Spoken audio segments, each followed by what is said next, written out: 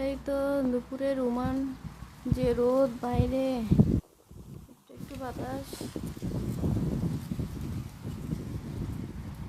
প্রচুর রোদ বাইরে।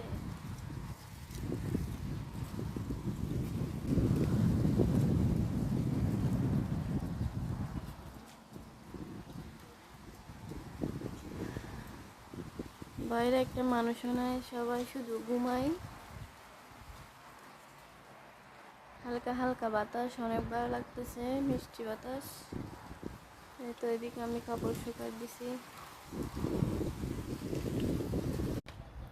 এই তো আমাদের লেবু গাছ, দেখেন কত আমের বোল আসছে, মাশাল্লাহ।